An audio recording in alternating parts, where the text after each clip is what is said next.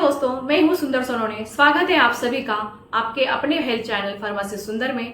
आज हम बात करेंगे एक ऐसे विटामिन की जिसे लोग सिर्फ स्किन ग्लो के लिए जानते हैं, लेकिन इसके कई सारे फायदे होते हैं, जैसे कि विटामिन ई। आज के सेशन में जानेंगे विटामिन ई क्या है, इसकी कमी से क्या होता है, कौन सी दवाइयाँ फूड में मिलता है, इसे कब लेना चाहिए, कितने लेना चाहिए, और क्या ये सच में बाल और त्वचा के लिए वरदान है। तो बने रहिए हमारे साथ।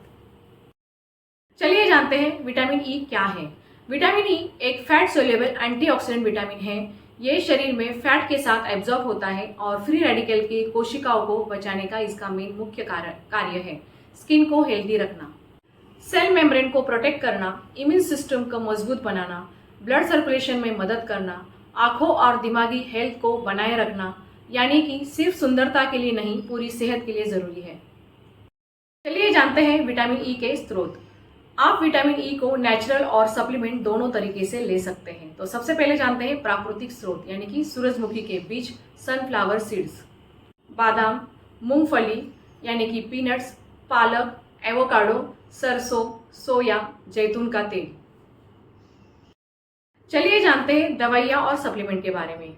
EVN 200, EVN 400, EVN 600, EVN fort vitamin E capsule soft gelatin form में आता है, मल्टीविटामिन में शामिल है। ध्यान देने वाली बात यह है कि फैट रिच डाइट के साथ ले तो बेहतर एब्जॉर्ब होता है। विटामिन ई की कमी के लक्षण क्या हैं? विटामिन ई की कमी बहुत कम होती है, लेकिन हो सकती है, जैसे कि मांसपेशियों में कमजोरी, धुंधली नजर, नर्व डैमेज यानी कि न्यूरोपैथी, त्वचा का रूखापन, इम्यून सिस्टम कमजोर, बाल झड़ना, जिन्हें फैट एब्जॉर्प्शन की समस्या होती है, जैसे कि क्रोन्स डिसीज, सिस्टिक फाइब्रोसिस, उनमें डिफिशियंसी ज़्यादा होती है। चलिए जानते हैं विटामिन ई सप्लीमेंट्स और उनकी सही मात्रा। विटामिन ई की रेकमेंडेड डाइटरी अलाउंसेस यानी कि RDA वयस्कों पुरुष और महिलाओं के लिए 15 मिलीग्राम पर डे और बच्चों में 6 to 7 मिलीग्राम पर डे। चलिए जानते हैं कैप्सूल्स कैसे लें। EVN 400 दिन में एक कैप्सूल खाना खाने के बाद लेना चाहिए। डॉक्टर की सलाह से लें अगर आप ब्लड थिनर या हार्ट की दवा ले रहे हैं। ज़्यादा लेने से नुकसान भी हो सकता है, जैसे कि पेट खराब होना, ब्लीडिंग की रिस्क, थकावट। ध्यान रखें, जरूर से ज़्यादा लेना फायदेमंद नहीं होता। स्किन, बाल और प्रेगनेंसी में विटामिन ई का रोल जानते हैं। अब आते हैं उस हिस्सों पर जिसका नाम सुनते ही सबसे पहला ख्याल आता है, ग्लोइंग स्किन और हेयर। सबसे पहले जानते हैं बालों के लिए। बालों में विटामिन ई ऑयल लगाने से स्काल्प में सर्कुलेशन बढ़ता है, बाल मजबूत होते हैं, बाल झड़ना कम होता है। विटामिन ई त्वचा के लिए एजिंग स्लो होती है, स्ट्रेच मार्क कम होते हैं, डार्क स्पॉट्स में फायदा होता है, सनबर्न में राहत। तो चलिए जानते हैं आगे गर्भावस्था यानी कि प्रेगनेंसी में विटामिन ई का क्या महत्व है।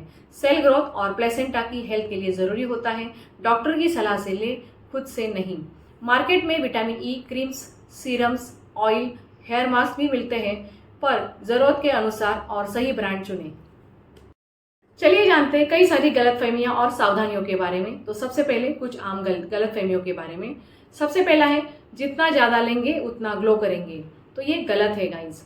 दूसरा है इसे खाली पेट ले सकते हैं, तो ये भी गलत है, नहीं, इसे खाने के साथ लेना यानी कि खाने के बाद भी ले सकते हैं। और तीसरी गलतफहमी है हर कोई बिना सलाह के ले सकता है, तो ये गलत है, ये नॉर्मली डॉक्टर की सलाह से लेना चाहिए।